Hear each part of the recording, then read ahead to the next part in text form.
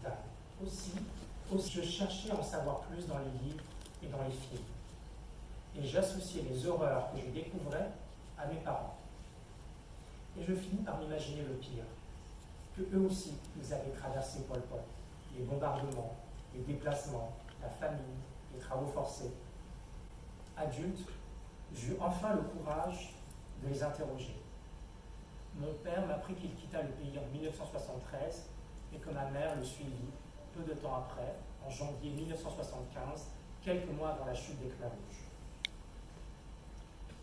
Ils avaient donc échappé au cataclysme.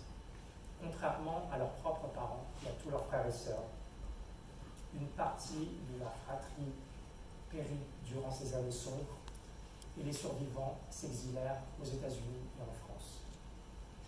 Tous les Cambodgiens portent en nous les blessures du génocide, que nous l'ayons traversé dans notre chair ou non. Cette souffrance est peut-être un socle commun à tout le peuple, aucune famille n'ayant été épargnée. Et même si les mots de Sampré ou de Pol Pot ne sont pas systématiquement prononcés, ils demeurent dans toutes les mémoires.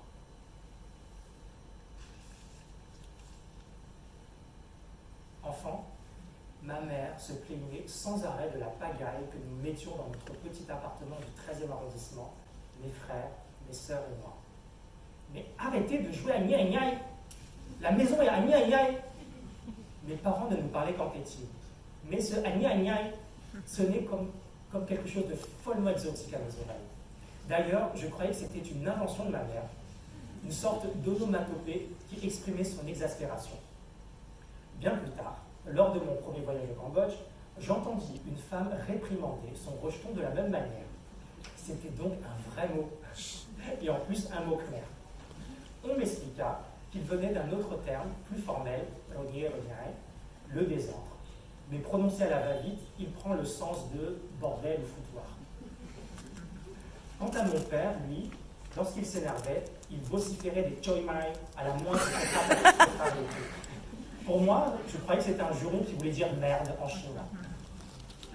Quel choc lorsque j'entendis dans les rues de Phnom Penh un chauffeur de motodoc prononcer les mêmes mots. Une ampoule s'était allumée au-dessus de ma tête. Non seulement je compris que c'était du khmer, mais en plus je venais d'en saisir le véritable sens. Puisque Mai veut dire maman, le reste, vous pouvez le deviner. Car, comme dans de nombreuses autres cultures, l'insulte vise d'abord la génitrice. Au Cambodge, cette injure reste quand même assez vulgaire, et je n'avais pas idée que mon père puisse s'exprimer de la sorte. Ma relation avec le khmer remonte donc à l'enfance, ce qui aurait pu être romantique ou poétique, mais non. Les premiers mots khmer dont j'ai hérité de mes parents étaient en fait des gros mots.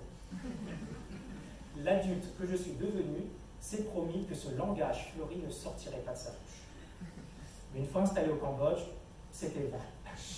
Comme ce jour où je retrouvais mon appartement dans le chaos alors que les travaux de rénovation étaient censés être terminés, je lançais « Mais, c'est quoi ce bordel ?»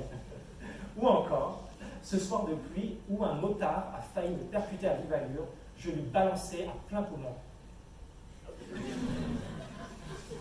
C'était sorti tout seul. On n'efface pas si facilement ce qui est enraciné en nous, surtout les grossièretés. Ma petite sœur était venue de France passer quelque temps au Cambodge.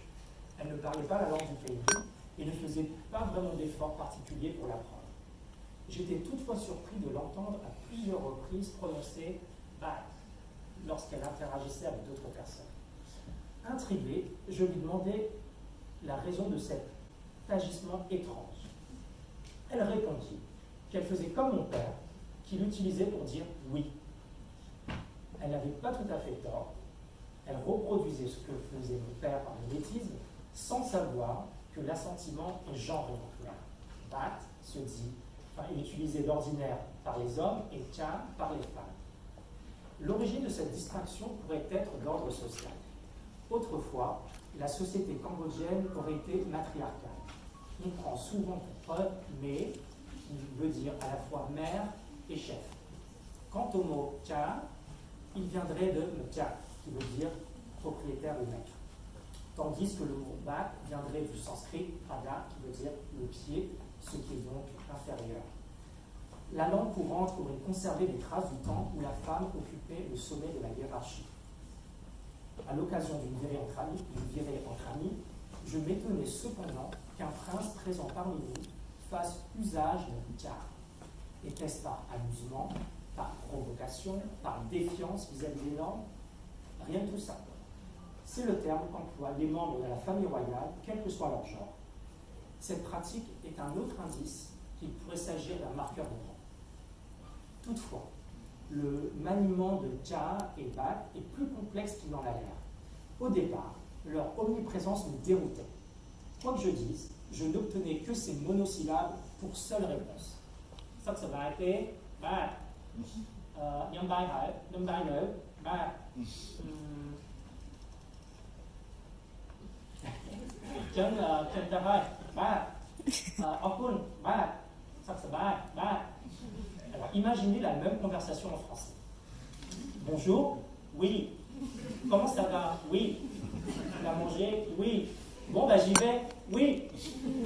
Ben merci? Oui. À bientôt? Oui. Je finis par en être irrité et prendre mes interlocuteurs pour des malappris sans éducation ni conversation. Mais en fait, c'est tout l'inverse. Parce qu'en cambodgien, c'est une marque de politesse et une façon de ponctuer son discours. C'est également bien plus riche qu'un simple oui en français. En fonction du contexte, cela veut pouvoir dire bah, bah, bah, bah, bah, bah, et même parfois bah, bah. En commençant à apprendre le khmer, je me heurtais à une autre difficulté inattendue, l'adresse. Des mots aussi courants et simples que tu et vous existent, mais sont rarement employés. Au Cambodge, les gens s'adressent entre eux en recourant aux liens de parenté. Je tentais de faire mienne cette pratique tout à fait inédite pour moi. Lors d'un de mes premiers séjours, je fis la visite de l'école Phare de Selpak à Battambang. Égaré au milieu de ce vaste campus, je demandais mon chemin à une élève en employant « Bang » comme j'entendais tout le monde le faire. Elle me corrigea, amusée. « Et tu peux pas m'appeler Bang, je suis plus jeune que toi. » Ça veut dire grand frère ou grande sœur. Comme je suis plus jeune, il faut que tu dises « Oh, petite sœur ».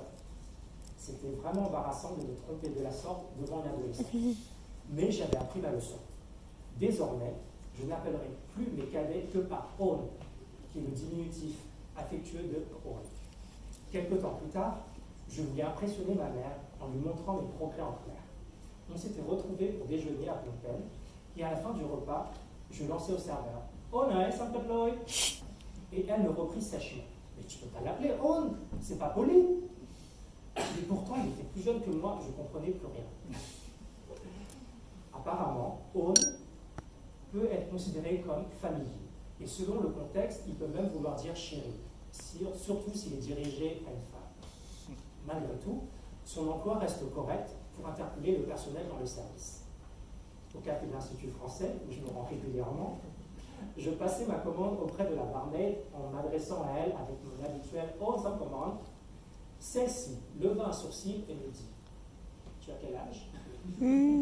Quand je lui répondis, elle me fait « Mais tu sais que je suis plus âgé que toi. » Je devenais rouge l'ivoire. Elle avait l'air pourtant plus jeune. Cela aurait même pu être un compliment de ma part. Pas du tout. Il faut montrer son respect aux aînés en s'adressant à eux avec les termes adéquats. J'avais donc commis un impair et corrigé immédiatement. Somto, Mangsarei, Somto. Ce n'est pas forcément mal poli de demander l'âge de quelqu'un. Par contre, vous pouvez passer pour un goujat si vous vous trompez sur le terme d'adresse envers une personne plus âgée. Justement, depuis mon premier voyage au Cambodge, j'ai aussi pris pour habitude d'appeler toutes les personnes qui ont des enfants ou oncle ou mi, ma tante, même si elles sont plus jeunes que moi. Comme si le fait d'être parent offrait un statut de respectabilité et leur ajoutait des années. Ce n'est pas réellement la pratique, puisque ces termes sont à adresser aux personnes du même âge que ses propres parents, ou un peu plus jeunes que ses parents. Si elles sont plus âgées que nos parents, dans ce cas-là, il faut dire grand-oncle ou grand-tante. Et si elles sont de la génération de ses grands-parents, dans ce cas-là, il faut employer l'oncle, grand-mère ou l'oncle, grand-père. Et à chaque nouvelle rencontre avec des personnes qui sont plus âgées que moi, je fais un calcul mental très rapide. Quelle est la différence entre son âge, mon âge, celui de mes parents? Et plus l'âge est élevé, plus je dois utiliser un terme élevé. Cela est valable dans un cadre social ordinaire.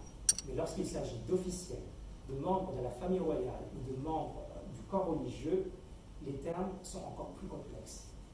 J'ai un peu honte à le dire, mais j'évite autant que possible les interactions avec ces personnes parce que je ne maîtrise pas du tout le vocabulaire. Le jour où je saurai manier toutes les formes d'adresse et les différents registres de langue, je pourrais dire que je maîtrise parfaitement le clair. Il y a encore du boulot. Par contre, j'ai pris de l'avance avec les termes empruntés du chinois. Ils sont rentrés dans le langage courant en khmer, mais sont le plus souvent utilisés par les sino-cambodgiens. Comme en Tétiu, I veut dire tante. Pour oncle, on fait la distinction entre le côté maternel, Aku, et le côté paternel, Tchèque. Et pour les membres, pour la fratrie directe, on dit Tché, grande sœur, Amori, petite sœur, Aria, grand frère, Ti, petit frère. Mais même s'ils me donnent plus de fils à retordre, je préfère utiliser les termes clairs.